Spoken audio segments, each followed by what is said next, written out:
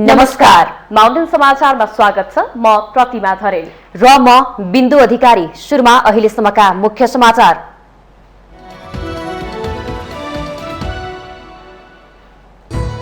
नेपालीहरूको दोस्रो ठूलो चाड तिहारको चौथो दिन आज गाई पूजा। गाईबाट आमाको जस्तै माया पाइने धार्मिक विश्वास।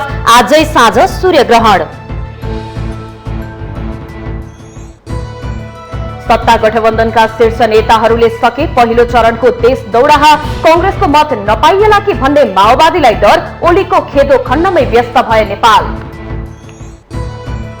शीर्ष नेताको चुनावी खर्चमाथि निगरानी गर्न अख्तियारलाई आयोगको पत्र। सत्ता गठबन्धनका नेताले प्रयोग गरेको हेलिकप्टर सेवामाथि प्रश्न। प्रधानमन्त्री कार्यालयसँग जवाफ माग। दलहरू घोषणा पत्र लेखनको अन्तिम चरणमा। कांग्रेसको नारा मेक इन नेपाल। 5 वर्षमा मध्यम आय भएको मुलुकमा स्तरोन्नति गर्ने एमालेको लक्ष्य। सन् 2022 मा नेपालको आर्थिक वृद्धि दर 4.2% रहने अन्तर्राष्ट्रिय मुद्रा कोषको प्रक्षेपण। मुद्रास्फीति 8% नाग्ने अनुमान। भारतीय मूलका कन्जर्भेटिभ सांसद ऋषि सुनक बेलायतको प्रधानमन्त्री बन्ने निश्चय। प्रतिस्पर्धी पेनी मोर्डेन्टको समर्थन। र अस्ट्रेलियामा जारी T20 विश्वकप क्रिकेटमा बंगलादेशको पहिलो जित। नेदरल्यान्ड्स 9 रनले पराजित। बंगलादेश समूह 2 को शीर्ष स्थानमा उक्लियो।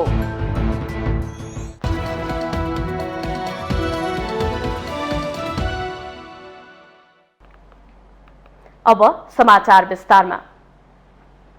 नेपालीहरूको दोस्रो ठूलो चाड तिहारको चौथो दिन आज गाईको पूजा गरी मनाइँदैछ।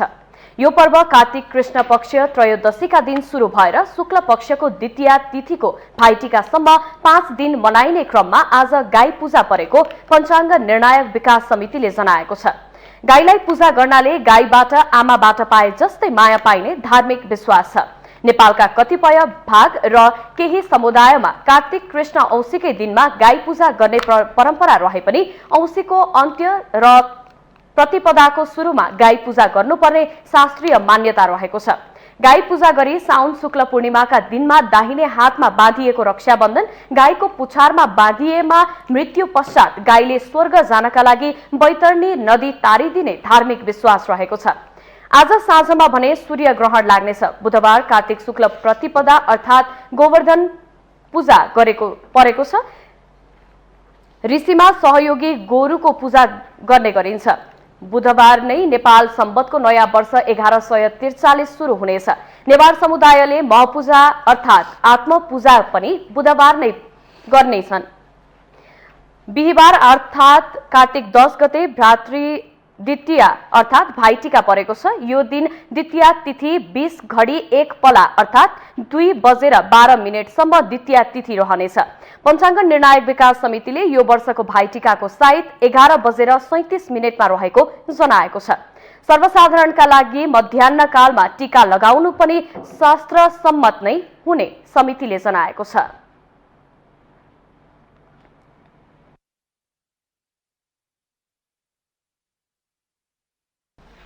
यसअघि सोमबार यमपञ्चक अन्तर्गत धनधान्यकी देवीको विशेष आराधनाका साथ लक्ष्मी पूजा गरिएको छ। कृष्ण औँसीको साँझ ऐश्वर्य धनधान्य र सम्पन्नताकी देवी लक्ष्मीको पूजा आराधना गरी श्रद्धा भक्तिपूर्वक लक्ष्मी पूजा पर्व मनाइएको हो। सफा सुग्घर र लिपपोत नगरिएको घरमा लक्ष्मीले वास गर्दिनन् भन्ने मान्यताका आधारमा बिहानै घर सफा सुग्घर र गाईको गोबर एवं रातो माटोले लिपपोत गरी दीपावली गरेर लक्ष्मीलाई आमन्त्रण गरिन्छ। आज विशेष गरी घरका झ्याल ढोका चोटा कोठा संघार कौशी अटाली भर्याङ लगायत स्थानमा सरसफाई गरी दीपावली गरिन्छ। सुखरात्रिको पूजाका लागि साँझ आँगनदेखि मूल ढोका हुँदै लक्ष्मी स्थापना गरी पूजा गर्ने कोठासम्म गाईको गोबर र रातो माटोले लिपपोत गरेर चामलको पिठो र अबिरले लक्ष्मीको पाइला बनाई उनी आउने बाटो देखाइएको छ। पाइले पछि केराको सुत्लो अथवा माटाको पालामा दीप प्रज्वलन गरी झिलिमिली बनाइन्छ। दीपावली गरिसकेपछि पूजा कोठामा दियो कलश र गणेश सहित लक्ष्मी स्थापना गरेर गरगहना पैसा धान चामल फलफूल सेलरोटी र फूलमाला चढाई विधिपूर्वक लक्ष्मीको पूजा आराधना गरियो।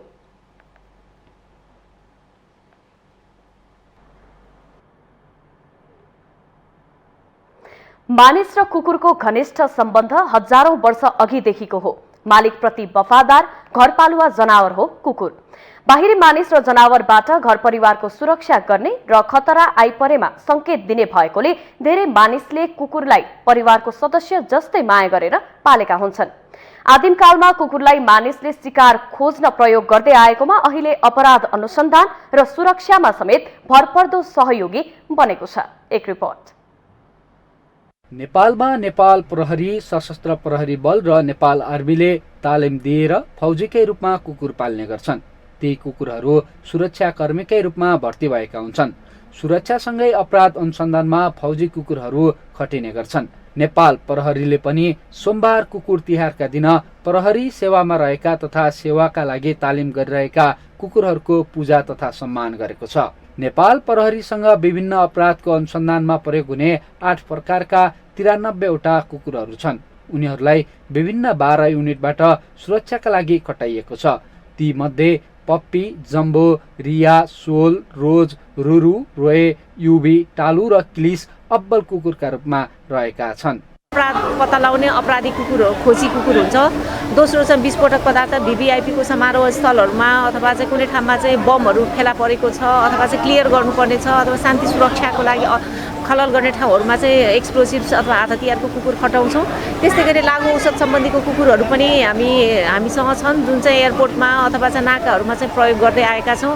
र चौथो छ खोजी तथा उद्धारका कुकुरहरू, हराइरहेका होइन, लुकाइ छिपाइरहेका अथवा चाहिँ कुनै विपदको अवस्थामा घाइते अथवा मृत अवस्थाको मान्छेहरूको खोजी कार्य चाहिँ यही खोजी तथा उद्धार कुकुरले गर्छ। यो वर्षको सबैभन्दा उत्कृष्ट कुकुर पप्पी बनेको छ। उसले गत चैत्र महिनाको 29 गते काठमाडौँको शङ्करापुर नगरपालिका 7 का हरिबहादुर श्रेष्ठ घरबाट हराएको घटनामा सफलतापूर्वक अनुसन्धान गरेको थियो। त्यसैगरी सोमबार कुकुरहरूको दौड प्रतियोगिता पनि गरिएको थियो। अपराध अनुसन्धानमा वर्षभरि प्रयोग हुने कुकुरहरूको सम्मानका लागि प्रहरीले वर्षेनी कुकुर तिहारको दिन कुकुरहरूको पूजा गर्ने र उनीहरूको क्षमता कला प्रदर्शन गर्ने गरेको छ। वर्षैभरि यो हाम्रो चाहिँ अब्बल आज्ञाकारी कुकुरहरू होइन, अब सुँग्नमा चाहिँ सबैभन्दा अद्भुत क्षमता भनेको कुकुरकै सुँग्ने क्षमता हो। त्यसैको आधारमा चाहिँ हामीले विभिन्न विषयमा चाहिँ तालिम दिएर यो कुकुरहरू चाहिँ आफ्नो फिल्डमा क्राइम इन्भेस्टिगेसनमा खटिएको हुन्छ र वर्षको एक दिन यो कुकुर तिहारको दिनमा चाहिँ हामीले चाहिँ पूजा गरेर चाहिँ उसको चाहिँ हामीले चाहिँ एउटा के भन्छ एउटा अनर गरेको हो र सानो कार्यक्रम पनि राखेर डगले गर्ने के काम चाहिँ गरिन्छ भन्ने कुरा पनि हामीले सानो रूपमा प्रस्तुत गऱ्यौँ र यसरी चाहिँ हामीले चाहिँ उनीहरूले रिस्पेक्ट गरेको हो यो दिनमा चाहिँ सम्झेर।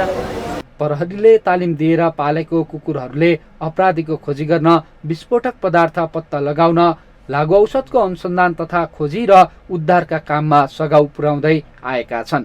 माउन्टेन टेलिभिजन एचडीका लागि क्यामेरामा केशवराज श्रेष्ठका साथ सन्दीप शर्माको रिपोर्ट।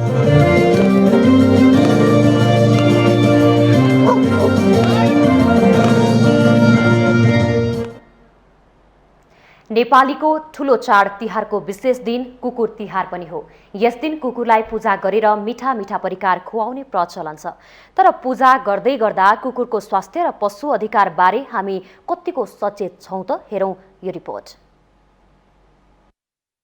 तिहार मानिसहरूका लागि मात्र नभएर कुकुरका लागि पनि विशेष हुने गर्छ। कुकुर तिहारका दिन घर टोलका कुकुर अबिर र मालाले सिंगारिएका हुन्छन्। घरमा नहुनेले समेत टोलकै कुकुरलाई पूजा गरी विभिन्न परिकार खुवाउने प्रचलन छ।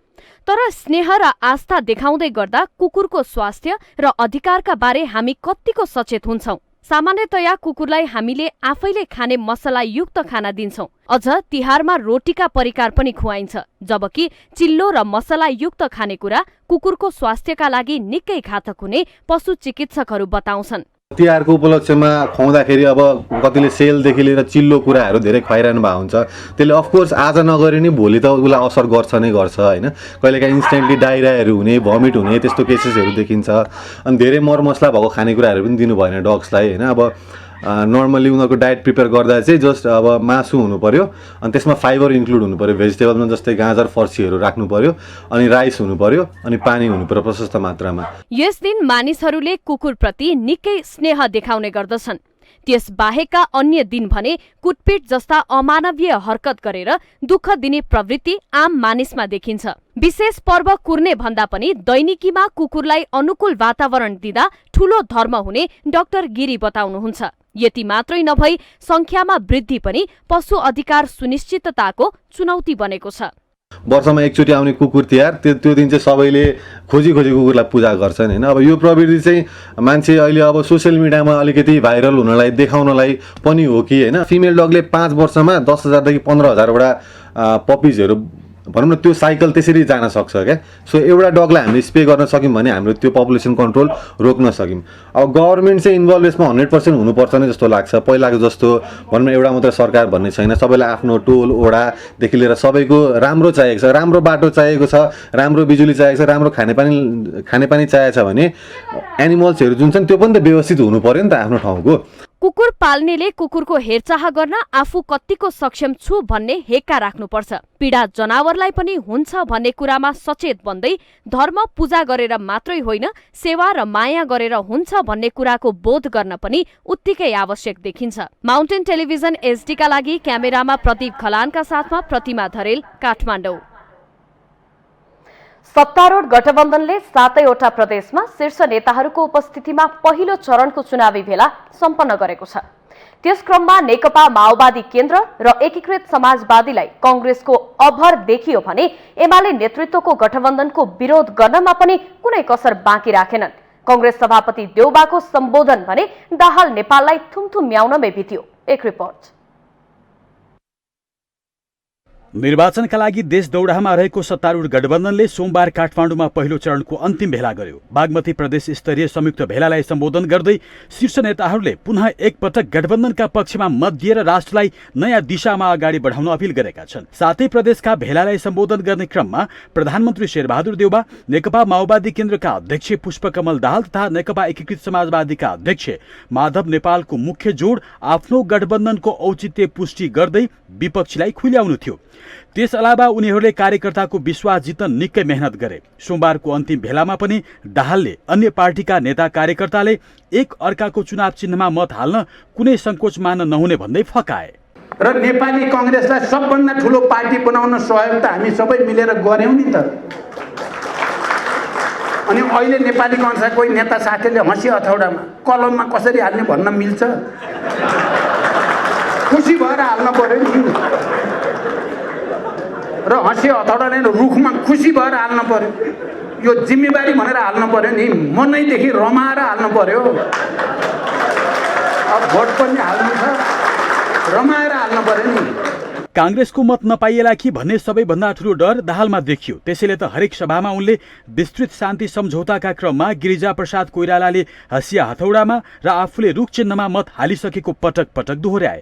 देउबाको देश दौडा भने माओवादी र एकीकृत समाजवादीलाई कांग्रेसले मत दिन्छ भन्ने विश्वास दिलाउनमै बित्यो। अब सबै गठबन्धनका साथीहरू सबैले एक भएर लागेर गठबन्धनको विजय गराउनुपर्छ, कुनै पनि जित्नुपर्छ, यो गठबन्धन जित्नुपर्छ। त्यस पछाडि अनि गठबन्धनका साथीले यो पक्षले पनि सक्नुहुनेछ, हामी जिताउनु लोकद्वारा काम गठबन्धनको गुणगान गाउन र कलम चिन्हको प्रचार बाहेक नेपालको निशानामा परे एमाले अध्यक्ष केपी ओली। हरेक सम्बोधनमा उनले आफूहरूको गठबन्धन विशेष उद्देश्यका लागि र विपक्षी गठबन्धन प्रतिगामी शक्तिहरूको सङ्गम रहेको आरोप लगाए। यहाँ नेचुरल अननेचुरल मात्र होइन, यो त नेचुरल पनि हो र पवित्र पनि हो। अर्को जुन हाम्रो विपक्षमाको गठबन्धन छ त्यो अननेचुरल पनि हो र अपवित्र पनि हो। के कारणले? पहिलो हाम्रो गठबन्धन गणतन्त्र र संविधानलाई जोगाउनका लागि बनेको, संविधानको रक्षा गर्नका लागि। चुनावी प्रचारको पहिलो चरण सकिँदा गठबन्धनका नेताहरू मतदाता भन्दा आफ्नै कार्यकर्ता भड्केलान् कि भनेर फकाउनमै बित्यो। एमाले निशानामा पर्नु स्वाभाविकै थियो। निर्वाचन आउन 1 महिना भन्दा कम समय बाँकी रहँदा दलहरू स्पष्ट घोषणापत्र ल्याउन सकिरहेका छैनन्, तर अङ्कगणितीय चुनावी तयारीमा भने निकै सक्रिय देखिएका छन्। गठबन्धनको देश दौडाको जवाफ एमाले कसरी देला त्यो भने हेर्न बाँकी छ। माउन्टेन टेलिभिजन एचडीका लागि क्यामेरामा प्रदीप घलानका साथ सुजन चालिसेको रिपोर्ट। माउन्टेन समाचारमा पालो भएको छ ब्रेकको।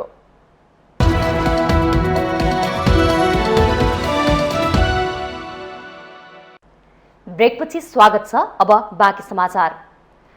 चुनाव प्रचार प्रसारका क्रममा सरकारी अधिकारीहरूले गर्ने हेलिकप्टर प्रयोग र अन्य खर्चको निगरानी गर्न निर्वाचन आयोगले अख्तियार दुरुपयोग अनुसन्धान आयोगमा पत्र पठाएको छ। सोमबार बसेको निर्वाचन आयोगका पदाधिकारीहरूको बैठकले राजनीतिक दलहरूबाट सरकारी स्रोत साधन दुरुपयोगबारे आवश्यक निगरानी र अनुसन्धान गरिदिन अख्तियारमा पत्राचार गर्ने निर्णय गरेको हो। निर्वाचन प्रचार प्रसारका सन्दर्भमा सरकारी स्रोत साधन हेलिकप्टर तथा अन्य साधन समेत प्रयोग गर्नु निर्वाचन आचार संहिताको प्रतिकूल हुनुका साथै यदि अख्तियारको दुरुपयोग भएको हो भने आवश्यक निगरानी तथा अनुसन्धान गरिदिन भन्दै अख्तियारलाई आयोगले पत्र पठाएको छ। निर्वाचन आयोगले त्यस सम्बन्धी अध्ययन गरेर आफूलाई जानकारी गराउन पनि अख्तियारलाई पत्र मार्फत स्मरण गराएको हो।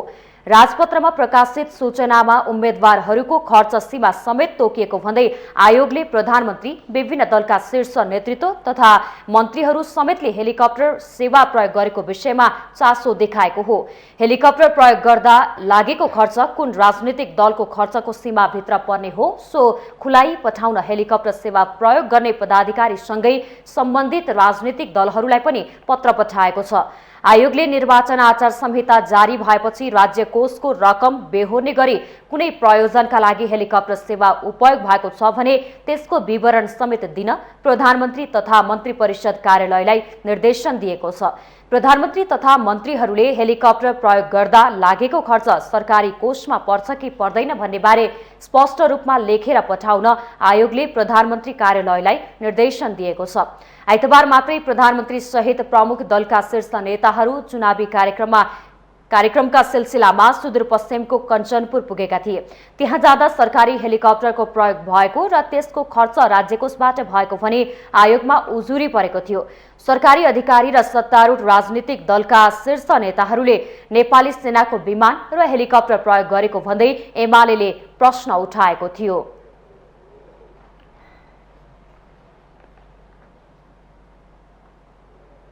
प्रधानमन्त्री शेरबहादुर देउवाले सरकारले प्रेस स्वतन्त्रतामाथि कुनै पनि किसिमको हस्तक्षेप नगर्ने बताउनु भएको छ। प्रधानमन्त्री देउवाले प्रेस स्वतन्त्रतामा नै जनताले आवधिक निर्वाचन मार्फत आफ्नो जनप्रतिनिधि छान्न पाउने भएकाले सरकार यसको पूर्ण प्रत्याभूति दिलाउने काममा प्रतिबद्ध रहेको दोहोर्याउनु भयो। नेपाल प्रेस युनियनले तिहार लगायतका चाडपर्वको अवसर पारेर सोमबार काठमाडौँमा आयोजना गरेको कार्यक्रममा उहाँले प्रेस स्वतन्त्रता मार्फत जनताको अधिकारलाई स्थापित गराउन पनि सरकार लागि परेको बताउनुभयो। प्रधानमन्त्री देउवाले जनताको अधिकार सुरक्षित हुने काममा कुन पार्टीले बढी काम गरेको छ भन्ने कुराबारे सञ्चार क्षेत्रले जानकारी गराउनु पर्ने पनि बताउनुभयो।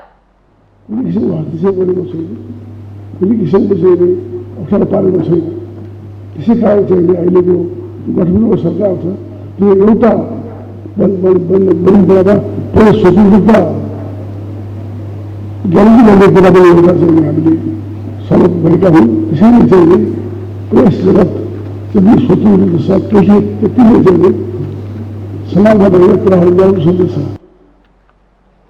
प्रधानमन्त्री देउवाले जनता देशको मालिक भएकाले उनीहरूले गर्ने निर्णयको आधारमा सरकार र राजनीतिक दलहरू चल्नुपर्ने स्पष्ट पार्नुभयो। प्रधानमन्त्री देउवाले प्रेसले पनि जनतालाई सुसूचित गराउने, जागरण ल्याउने काममा सशक्त भूमिका निर्वाह गर्नुपर्ने आवश्यकता औल्याउनुभयो।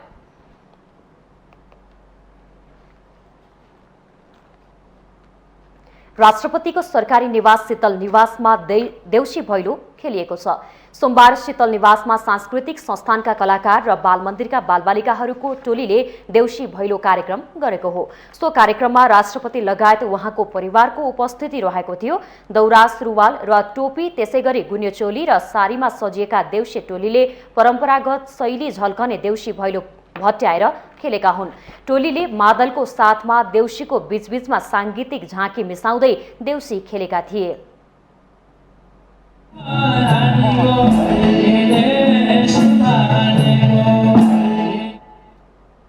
कार्यक्रममा कलाकारहरूले जाग लम्क चम्क हे नौजवान हो लगायतका केही राष्ट्रप्रेमको भावना झल्किने गीतहरू पनि प्रस्तुत गरेका थिए।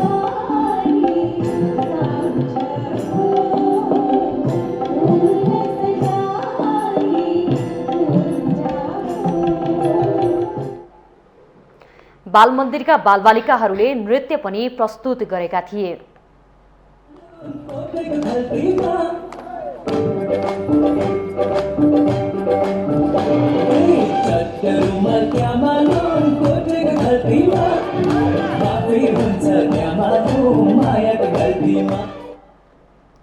देउसी भैलोसँगै प्रस्तुत भएका सबै साङ्गीतिक तथा सांस्कृतिक प्रस्तुतिहरूलाई राष्ट्रपति विद्यादेवी भण्डारीले निकै चाखपूर्ण रूपले हेर्नु भएको थियो। प्रस्तुतिहरू सकिए लगतै उहाँले देउसे टोलीलाई नाङ्लोमा राखेर दान दिनुभएको थियो।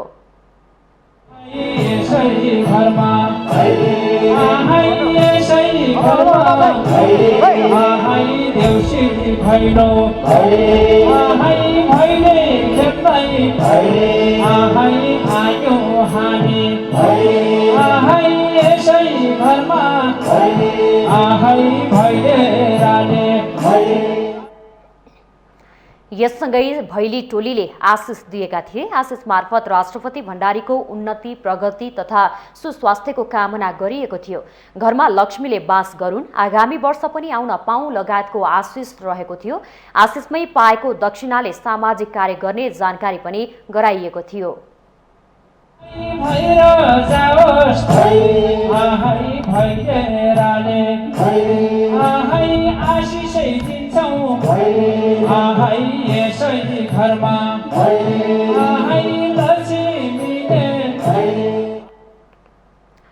अन्त्यमा भैली टोलीले राष्ट्रपति विद्यादेवी भण्डारीसँग सामूहिक तस्बिर खिचाएर देउसी भैलो कार्यक्रम सम्पन्न गरिएको थियो। आगामी महिना हुने प्रतिनिधि सभा र प्रदेश सभा निर्वाचनमा दलहरूका प्रतिबद्धता दर्शाउने चुनावी घोषणा पत्र सार्वजनिक हुने क्रम सुरु भएको छ। सर्वसाधारण जनतालाई कमै मात्र चासो हुने भए पनि राजनीतिक दलहरूले निकै मेहनत लगाएर चुनावी घोषणा पत्र तयार गरेका छन्। एक रिपोर्ट। राजनीतिक दलहरूले आफू सरकारमा पुगे 5 वर्षभित्र गर्ने कामहरूको लामो सूची निर्वाचन अघि तयार गरे पनि सरकारमा पुगेपछि ती बाचाहरू बिर्सने गरेको टिप्पणी आम रूपमा हुने गरेको छ। फेरि पनि दलहरू घोषणापत्र निर्माणको अन्तिम चरणमा पुगेका छन्। सरकारको नेतृत्व गरिरहेको नेपाली कांग्रेसले सार्वजनिक गर्न बाँकी रहेको आफ्नो घोषणापत्रमा 5 वर्षभित्र समाजलाई अहिलेको भन्दा निकै राम्रो अवस्थामा पुर्याउने अवधारणा अघि सारेको नेताहरूको दाबी छ। कांग्रेसको घोषणापत्र मस्यौदा समितिका सदस्यहरूले कांग्रेसले आफ्नै उत्पादनलाई प्रोत्साहन दिने मेक इन नेपालको नारा अघि सारेको बताउँछन्। नेपाली उद्योग नेपालमै रोजगार, आफ्नै उत्पादन आफ्नै व्यापारको नारा कांग्रेसले अघि सार्दैछ। सुशासन र समुन्नतिसँगै आगामी 5 वर्षभित्र भौतिक पूर्वाधार र आर्थिक विकासको अवधारणा पनि कांग्रेस घोषणापत्रमा परिकल्पना गरिएको छ। कांग्रेसले सोमबार बिहान सार्वजनिक गर्ने तय गरे पनि अन्तिम समयमा आएर संकल्प पत्र सार्वजनिक गर्ने कार्यक्रम स्थगित गरेको छ। प्रमुख प्रतिपक्ष दल नेकपा एमाले आफ्नो नेतृत्वमा सरकार चल्ने अवस्था हुँदा 5 वर्षमा नेपाललाई मध्यम आय भएको मुलुकमा स्तर उन्नति गर्ने लक्ष्य सहितको घोषणा पत्र बनाएको छ। एमाले अन्तिम रूप दिँदै गरेको आफ्नो घोषणा पत्र तिहार पछि मात्रै सार्वजनिक गर्ने योजना बनाएको छ। एमाले सुशासन र भ्रष्टाचार नियन्त्रणका लागि पनि अवधारणा अघि सारिने जनाएको छ। नेकपा माओवादी केन्द्रले चाहिँ पूर्वाधार निर्माणमा आफ्नो घोषणा पत्र केन्द्रित गरेको जनाएको छ। तयार भएर छापामा पठाइएको भनिए पनि माओवादीको घोषणा पत्र सार्वजनिक हुने मिति तय भएको छैन। सुशासन दिने र समाजवादको लागि राजनीतिक, आर्थिक र सामाजिक पूर्वाधारहरूको निर्माण गर्नेतर्फ आफूहरूको घोषणा पत्र लक्षित रहेको घोषणा पत्र मस्यौदा समितिका सदस्यहरू बताउँछन्। आम जनताले पाउने सरकारी कार्यालयहरूबाट पाउने सुविधा, प्रविधि मैत्री र सहज बनाउने अवधारणा माओवादीको प्राथमिकतामा राखिएको छ। आम जनतालाई शिक्षा र स्वास्थ्यमा सहज पहुँच दिलाउने कुरा पनि माओवादी घोषणा पत्रको मुख्य विशेषता हुन्। लोकतान्त्रिक समाजवादी पार्टीले संविधान संशोधन हुनुपर्ने अडान दोहोऱ्याउँदै 10 प्रदेश र 1 राजधानी प्रदेशको नारा अघि सारेको छ। आइतबार घोषणापत्र सार्वजनिक गरेको बाबुराम भट्टराई नेतृत्वको नेपाल समाजवादी पार्टीले पनि संविधान संशोधन गरेर प्रदेशहरूको पुनर्संरचना गर्नुपर्ने साथै प्रत्यक्ष निर्वाचित राष्ट्रपति र प्रदेश प्रमुखहरू रहनुपर्ने मुद्दा उठाएको छ। नेकपा एकीकृत समाजवादी, जनता समाजवादी पार्टी, राष्ट्रिय जनमोर्चा, राप्रपा र नयाँ खुलेको राष्ट्रिय स्वतन्त्र पार्टीले पनि जनतालाई शिक्षा र स्वास्थ्यमा सहज पहुँच दिलाउने योजना घोषणापत्रमा अघि सारेका छन्। अन्य कतिपय दलहरूले पनि विगतमा प्रत्यक्ष निर्वाचित कार्यकारीको पक्षमा आफूहरू रहेको बताउने गरेका थिए। राष्ट्रिय प्रजातन्त्र पार्टीले संवैधानिक राजतन्त्रको पुनर्बहालीको माग सार्दै आएको छ। माउन्टेन टेलिभिजन एसटीका लागि राजनैतिक ब्युरोको रिपोर्ट। माउन्टेन समाचारमा पालो भएको छ अर्को ब्रेकको।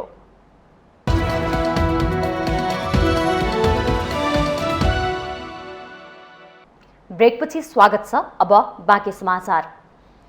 नेपाल समाजवादी पार्टीका अध्यक्ष डाक्टर बाबुराम भट्टराईले गठबन्धनको आगामी कार्यक्रम सरकारी संस्थाहरूलाई बलियो बनाई देशमा सुशासन प्रदान गर्नु रहेको बताउनु भएको छ। सोमबार गठबन्धनले आयोजना गरेको बागमती प्रदेश स्तरीय भेलालाई काठमाडौँमा सम्बोधन गर्दै भट्टराईले यस्तो बताउनु भएको हो। गठबन्धनको मुख्य एजेन्डा भ्रष्टाचार अन्त्य गर्नु र युवाहरूलाई स्वरोजगार प्रदान गर्नु रहेको उहाँको भनाइ थियो। देशमा छिटो विकास र समृद्धिको चाहनालाई पूरा गर्ने प्रतिबद्धता जनाउँदै भट्टराईले वैचारिक, भूराजनीतिक, आर्थिक ढङ्गले समानता कायम गरेर गठबन्धन बनाएको दावी गर्नुभयो। वैचारिक ढङ्गले, भूराजनीतिक ढङ्गले, आर्थिक सामाजिक ढङ्गले हामीले एउटा समानता कायम गरेर यो गठबन्धन हामी बनाएका छौँ। त्यसैले यो गठबन्धन कतिले भन्ने गर्छन् यो अपवित्र गठबन्धन, सबभन्दा पवित्र गठबन्धन यही हो। कार्यक्रममा नेपाली कांग्रेसका वरिष्ठ नेता रामचन्द्र पौडेलले देशमा सुशासन दिनका लागि गठबन्धन बनाएको जिकिर गर्नुभयो। सुशासन दिने नैतिक शक्ति भएका मानिसहरू गठबन्धनमा आबद्ध भएको उहाँको भनाइ छ। सुशासनको एजेन्डामा लडेका छौँ। यो मुलुकलाई आज सबैभन्दा खड्कीको कुरा सुशासन हो। त्यो सुशासनको पक्षमा हामी खडा भएका छौँ र देशलाई सुशासन र आज देशमा सुशासन दिएर मुलुकको प्रगति अगाडि बढाउने र यो सुशासन दिने नैतिक सामर्थ्य भएका मानिसहरू पनि यही पक्षमा छन्। 5 दलीय गठबन्धनको केन्द्रीय निर्वाचन परिचालन कमिटिका संयोजक समेत रहनुभएका वरिष्ठ नेता पौडेलले बाख्रा बाख्रासित र भेडा भेडासित भने झैं जनताको पक्ष चाहनेहरू एकातिर र प्रतिगमन चाहनेहरू अर्कोतिर उभिएको टिप्पणी गर्नुभयो।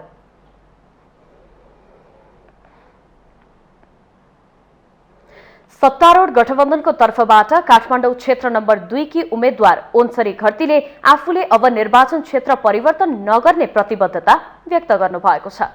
काठमाडौँ क्षेत्र नम्बर 2 का जनताले आफूले सो निर्वाचन क्षेत्र छाड्ने हो कि भनेर आशंका गरिरहेको उल्लेख गर्दै उहाँले अब सोही क्षेत्रका जनताको सेवामा निरन्तर लागिरहने बताउनु भएको हो। सोमबार शंकरापुर नगरपालिकाको तिहार लगायतका चाडपर्वको अवसर पारेर आयोजना गरेको एक कार्यक्रममा उहाँले आफूले निर्वाचन क्षेत्र परिवर्तन नगर्ने कुरा पार्टीभित्र र गठबन्धनमा पनि धेरै पटक छलफल भएको जिकिर गर्दै सो सन्देश स्थानीय जनतामा पुर्याउन गठबन्धनका नेता कार्यकर्तालाई निर्देशन समेत दिनुभयो। भन्ने कुरा अब के रहन्छ भने यो प्रश्नको जवाफ मैले धेरै पटक दिएको छु, तपाईसँगै रहन्छु र भोलिको मेरो प्रतिबद्धता यहाँकै जनताको सेवामा रहन्छु भन्ने भइसकेपछि तपाईहरू आम जनताको बीचमा गएर अब तपाईले यो सन्देशलाई चाहिँ प्रवाह गर्ने पार्टीको तर्फबाट र मेरो तर्फबाट अनुरोध मात्रै हैन, अब त निर्देशन हुन्छ भन्न म चाहन्छु।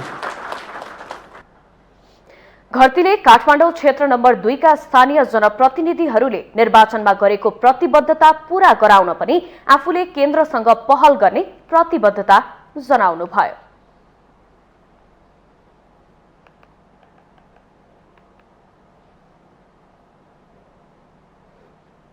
ट्राफिक प्रहरीले बाराको जितपुर सिमरा उपमहानगरपालिका वडा नम्बर 22 स्थित 6 लेन सडकमा अम्लेखगञ्जबाट बाहिरिने र भित्रिने सार्वजनिक सवारी साधनको यान्त्रिक परीक्षणका साथै चालकको स्वास्थ्य जाँच गर्न थालेको छ।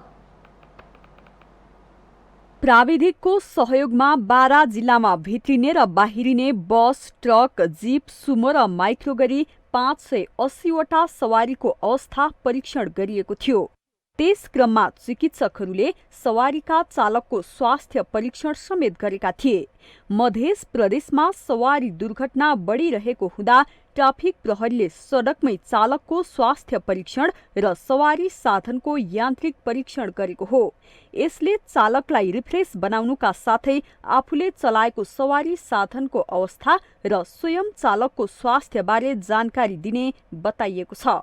यात्रुवाहक सवारी साधन चलाउने चालकको स्वास्थ्य अवस्था तथा सवारी साधनको यान्त्रिक अवस्थाका बारेमा परीक्षण गर्ने र समस्या वा खराबी देखिएमा उपचारात्मक पद्धतिमा जानको लागि सुझाव दिने उद्देश्यले कार्यक्रमको आयोजना गरिएको ट्राफिक प्रहरीले जनाएको छ।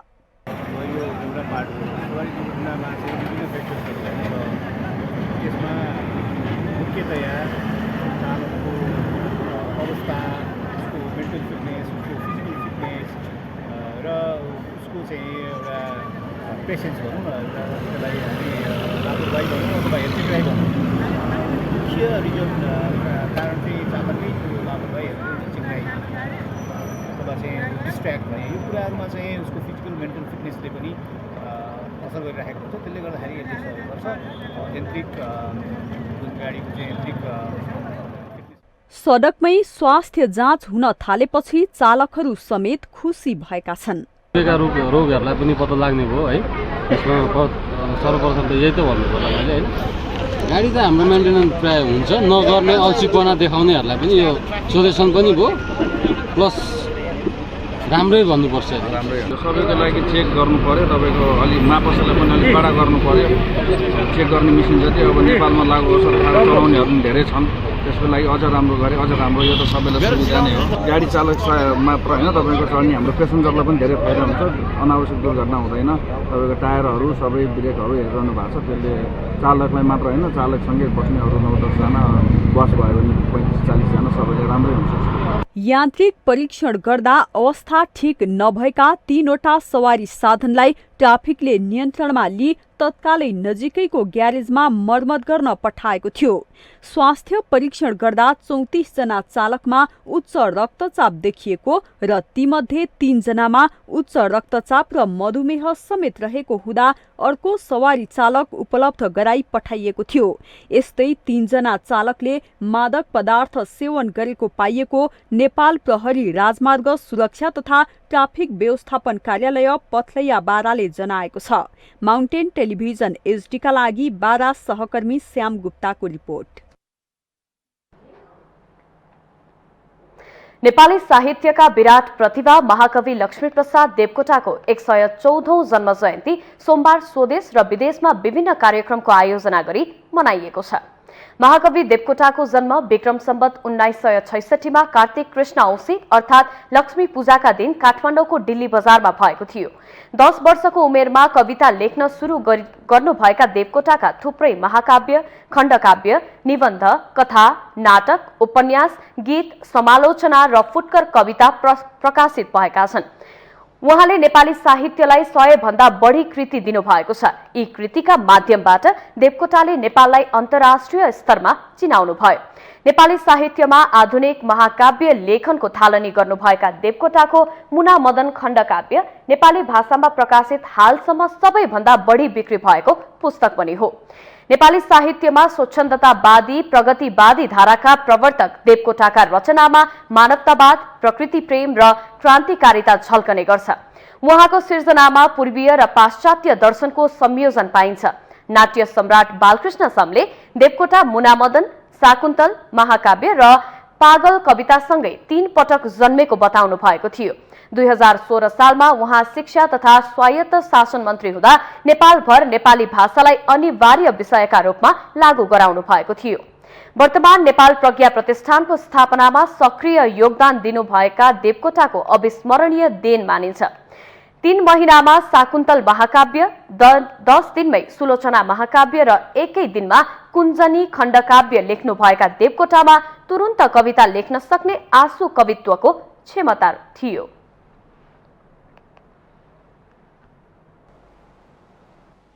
प्रतिनिधि सभा तथा प्रदेश सभा सदस्यका लागि पहिलो हुने निर्वाचित हुने प्रणालीतर्फ 40% मतपत्र छपाई सम्पन्न भएको छ। यो सँगै समानुपातिक तथा पहिलो हुने निर्वाचित हुने प्रणाली दुवै गरी कुल संख्याको करिब 70% मतपत्र छपाई सम्पन्न भएको छ। आइतबारसम्म पहिलो हुने निर्वाचित हुने प्रणालीतर्फ 1,67,500,000 मतपत्रको छपाई सम्पन्न भएको छ, जसमा प्रतिनिधि सभाका लागि 87,01,000 र प्रदेश सभाको 80,57,500 मतपत्र रहेको छ। समानुपातिक निर्वाचन प्रणालीतर्फको करिब 4 करोड मतपत्र भने यसअघि नै छपाई सम्पन्न भइसकेको छ। आयोगको पछिल्लो तथ्याङ्क अनुसार निर्वाचनमा कुल 1,79,85,070 जना मतदाता रहेका छन्। यी मतदाताले समानुपातिक तथा पहिलो हुने निर्वाचित हुने दुई प्रणालीका लागि 4 वटा मतपत्रमा भोट हाल्नुपर्ने हुन्छ। यसअनुसार आगामी निर्वाचनका लागि करिब 8 करोड मतपत्र आवश्यक पर्दछ। समानुपातिक निर्वाचन प्रणालीतर्फ भने 68 जिल्लामा मतपत्र ढुवानी भइसकेको छ। अब 9 वटा जिल्लामा मात्र मतपत्र ढुवानी हुन बाँकी छ। ढुवानी भएका मध्ये प्रदेश सभाका लागि 1,96,17,000 तथा प्रतिनिधि सभातर्फ 1,93,13,000 मतपत्र रहेको छ। अब प्रदेश सभाको 5,68,000 तथा प्रतिनिधि सभाको 5,58,000 मतपत्र मात्र ढुवानी हुन बाँकी छ।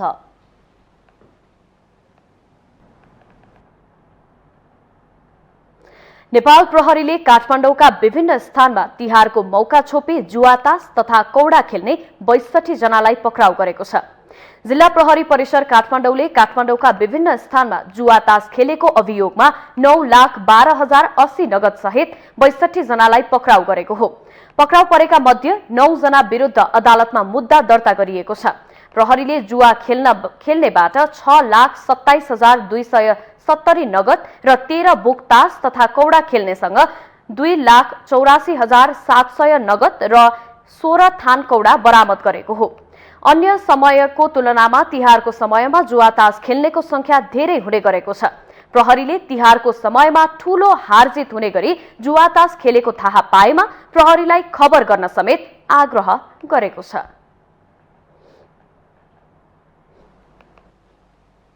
सार्वजनिक स्थानमा अनाधिकृत रूपमा फोहोर फाल्नेमाथि काठमाडौँ महानगरपालिकाले कारबाही अगाडि बढाएको छ। महानगरले अनुगमनका लागि नगर प्रहरी र कर्मचारीको टोली खटाउँदै कारबाही अगाडि बढाएको हो। महानगरपालिकाका नगर प्रहरी नायब उपरीक्षक पूर्णचन्द्र भट्टका अनुसार रातिको मौका छोपी सडकका चोक र गल्लीमा फोहोर फाल्ने 20 जनामाथि कारबाही गरिएको छ। फोहोरको मात्रा र प्रकृति हेरी 1,000 देखि 25,000 रुपैयाँसम्म जरिवाना रकम तोक्ने गरिएको छ। काठमाडौँ महानगरले फोहोर फाल्नेमाथि जरिवाना गरेर मात्र 4,500,000 रुपैयाँ जरिवाना रकम सङ्कलन गरेको छ। वातावरण तथा कृषि विभागले गरेको अनुगमनका क्रममा साउन महिनामा 1,52,500 रुपैयाँ, भदौ महिनामा 49,500 रुपैयाँ र असोज महिनामा 1,48,500 रुपैयाँ सङ्कलन भएको भट्टले जानकारी दिनुभयो। फोहोर व्यवस्थापन मुख्य चुनौतीको रूपमा रहेको महानगरभित्र अनाधिकृत रूपमा फोहोर फाल्नेको संख्या धेरै छ।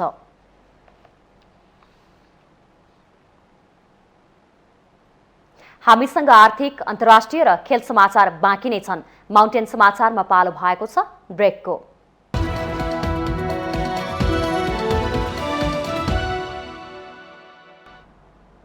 ब्रेकपछि स्वागत छ। अब आर्थिक समाचार। आर्थिक समाचारको साथमा मेरो देश मेरो जगदम्बा सिमेन्ट, गुणस्तरको नयाँ स्तर Riddhi Siddhi cement, Jagadamba super sign तथा ग्याल्भा प्लस जस्ता पाता जीवनभरको भरोसा। मेगा बैंक नेपाल लिमिटेड, विश्वास जित्दै अघि बढ्दै। सर्वोत्तम सिमेन्ट, सर्वोत्तम मजबुती।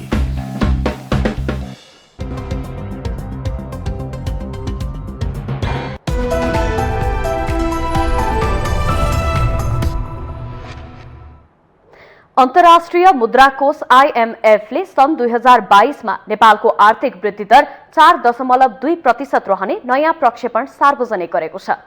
यसै साता world economic outlook counting the cost of living crisis प्रतिवेदन सार्वजनिक गर्दै आईएमएफले आर्थिक वृद्धि दरको सुरुवाती अनुगमनमा संशोधन गरेको हो। गत जनवरीमा आईएमएफले नेपालको आर्थिक वृद्धि दर 4.1% रहने प्रक्षेपण गरेको थियो। आईएमएफले सन् 2023 मा भने नेपालको आर्थिक वृद्धि दर घट्ने अनुमान गरेको छ। आईएमएफले गत जनवरीमा गरेको प्रक्षेपण अनुसार आगामी वर्ष नेपालले 6.1% को आर्थिक वृद्धि दर हासिल गर्ने अनुमान गरिएको थियो। तर हाल उक्त प्रक्षेपणलाई घटाएर 5% मा सीमित गरिएको छ। सरकारले भने आर्थिक वर्ष 2079-80 का लागि 8% को आर्थिक वृद्धि दर हासिल गर्ने लक्ष्य राखेको छ। त्यस्तै आईएमएफले मूल्य वृद्धिको यस अघिको अनुमान पनि संशोधन गरेको छ। मुद्रास्फीति सन् 2022 मा 6.3% र सन् 2023 मा 7.7% रहने आईएमएफको सुरुवाती अनुमान रहेको थियो। तर अहिले त्यसलाई संशोधन गर्दै 2022 मा 8.1% र 2023 मा 7.2% पुग्ने अनुमान गरिएको छ। पछिल्लो समय मूल्य वृद्धिका कारण विश्व अर्थतन्त्र नै समस्यामा परेको छ। कोरोना महामारी र रुस युक्रेन बीचको युद्धलाई विश्व आर्थिक मन्दीको प्रमुख कारण ठानिएको छ।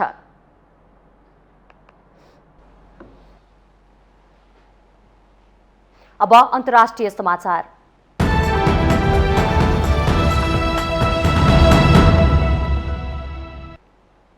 भारतीय मूलका कन्जर्भेटिभ सांसद ऋषि सुनक बेलायतको नयाँ प्रधानमन्त्री बन्ने निश्चित भएको छ। उहाँका प्रतिस्पर्धी पेनी मोर्डन्ट प्रधानमन्त्री बन्ने दौडबाट पछि हटेसँगै सुनक बेलायतको नयाँ प्रधानमन्त्री बन्ने निश्चित भएको बेलायती सञ्चार माध्यमहरूले जनाएका छन्। नयाँ प्रधानमन्त्रीले चाँडै सांसदहरूलाई सम्बोधन गर्ने कार्यक्रम रहेको बताइएको छ। अन्तिम समयमा पेनी मोर्डन्टले प्रधानमन्त्री बन्ने प्रतिस्पर्धाबाट आफू पछि हटेको घोषणा गर्नुभएको हो। यसअघि बेलायतका पूर्व प्रधानमन्त्री बोरिस जोन्सनले पनि प्रधानमन्त्री बन्ने दौडबाट पछि हटेको घोषणा गर्नुभएको थियो। जोन्सनको घोषणासँगै कन्जर्भेटिभ पार्टीको नेतृत्वका लागि एवं नयाँ प्रधानमन्त्री बन्नका लागि मोर्डन्ट र सुनक मात्र बाँकी रहेका थिए। गत बिहिबार प्रधानमन्त्री लिज ट्रसले पदबाट राजीनामा दिएसँगै सत्तारूढ कन्जर्भेटिभ पार्टीले नयाँ प्रधानमन्त्री चयन गरेको हो। गत महिना भएको कन्जर्भेटिभ नेतृत्व छान्ने निर्वाचनमा दोस्रो हुनुभएका सुनकले चुनावी प्रचार प्रसारका क्रममा आफ्नै प्रतिस्पर्धीको योजनाहरूले युकेको अर्थतन्त्र बिगार्न तर्क गर्नुभएको थियो। तर पार्टी सदस्यहरूलाई आश्वस्त पार्न उहाँ विफल रहनुभयो।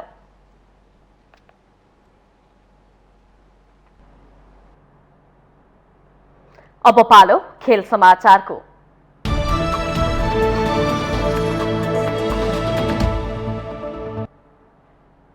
अस्ट्रेलियामा जारी 8औं संस्करणको T20 विश्वकप क्रिकेटमा बंगलादेशले पहिलो जित हात पारेको छ। सोमबार भएको खेलमा नेदरल्यान्ड्सलाई 9 रनले पराजित गर्दै सुपर 12 को पहिलो खेलमा बंगलादेश विजयी भएको हो। बंगलादेशले दिएको 145 रनको लक्ष्य पछ्याएको नेदरल्यान्ड्सले अल आउट हुँदै 135 रन मात्रै बनायो। नेदरल्यान्ड्सका लागि कोलिन एक्रिनमानले 48 बलमा 62 रन बनाए। पल भान मिक्रमले 14 बलमा 24 रन बनाए। कप्तान एडवर्डले 16 रन बनाएका थिए। अन्य खेलाडीले दोहोरो अङ्कमा रन बनाउन सकेनन्। तस्किन अहमदले 4 ओभरमा 25 रन दिएर 4 विकेट लिएका थिए। पहिले ब्याटिङ गरेको बंगलादेशले 20 ओभरमा 8 विकेट गुमाएर 144 रन बनाएको थियो। बंगलादेशका लागि अफिफ होसेनले 38 रन बनाएका थिए। नेदरल्यान्ड्सका लागि बास डी लिडी र पल भान मिक्रमले समान 2-2 विकेट लिएका थिए। टिम प्रिन्गिल, फ्रेड केल्सन, सार्जिद अहमद र लोगन भान विकले समान 1-1 विकेट लिए। सुपर 12 मा बंगलादेशको यो ऐतिहासिक पहिलो जित हो। जितसँगै बंगलादेश एक खेलमा 2 अङ्कका साथ समूह 2 को शीर्ष स्थानमा उक्लिएको छ। पराजित नेदरल्यान्ड्स भने एक खेलमा अङ्क विहीन रहँदै चौथो स्थानमा रहेको छ।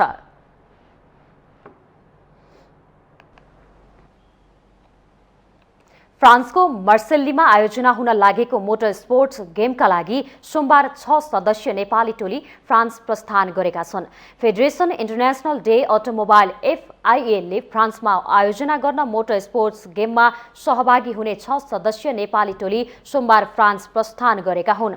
सहभागी खेलाडी तथा अफिसियललाई त्रिभुवन अन्तर्राष्ट्रिय विमानस्थलमा राष्ट्रिय खेलकुद परिषदका कार्यकारी सदस्य एकेन्द्र कुँवर, नेपाल ओलम्पिक कमिटिका उपाध्यक्ष तथा प्रमुख कार्यकारी अधिकृत चतुरानन्द राज वैद्य लगायतले विदाई गर्नुभएको हो।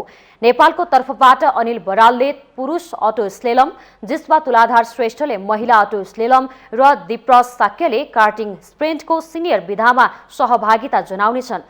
कार्टिङ स्प्रिन्टमा सहभागिता जनाउन लागेका दिप्रस साक्यले प्रतियोगिता विश्वकप स्तरको भएको र ओलम्पिक संरचनामा खेलाइने बताए।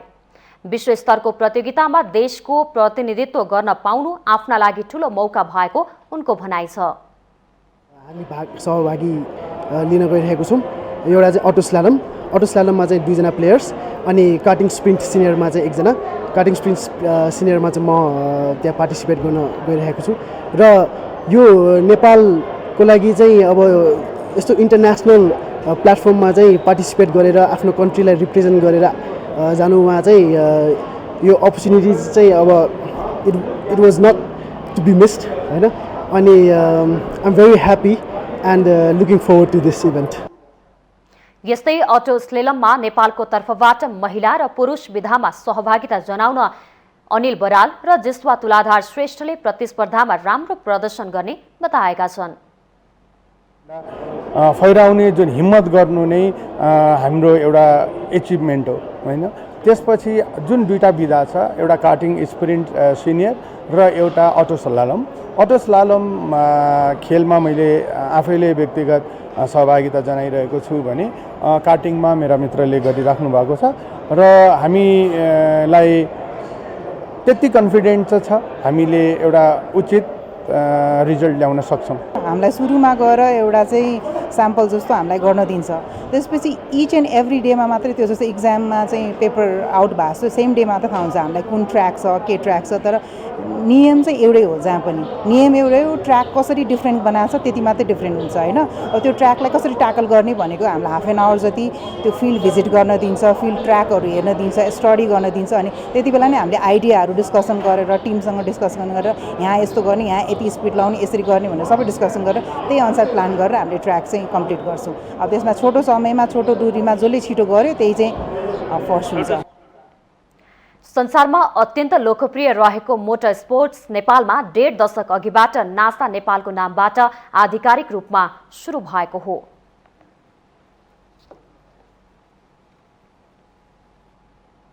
माउन्टेन समाचारमा पालो भएको छ अर्को ब्रेकको।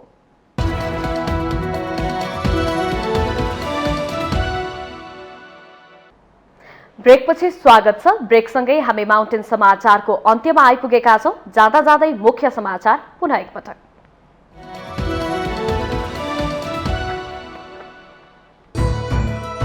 नेपालीहरूको दोस्रो ठूलो चाड तिहारको चौथो दिन आज गाई पूजा। गाईबाट आमाको जस्तै माया पाइने धार्मिक विश्वास।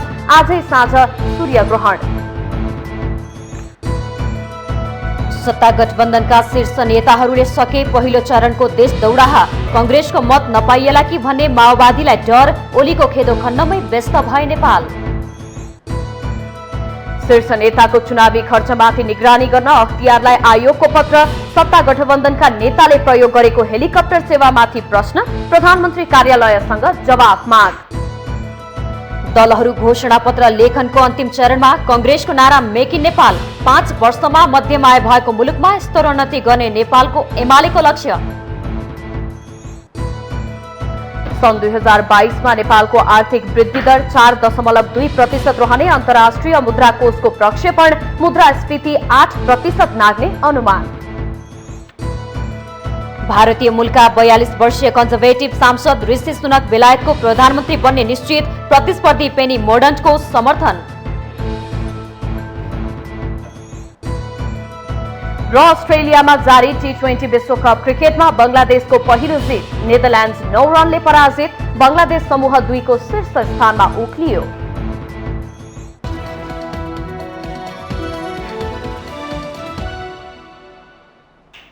माउन्टेन समाचार अहिलेलाई सकियो। सत्य, तथ्य र निष्पक्ष समाचारका लागि माउन्टेन टेलिभिजन HD हेर्दै रहनुहोला। नमस्कार।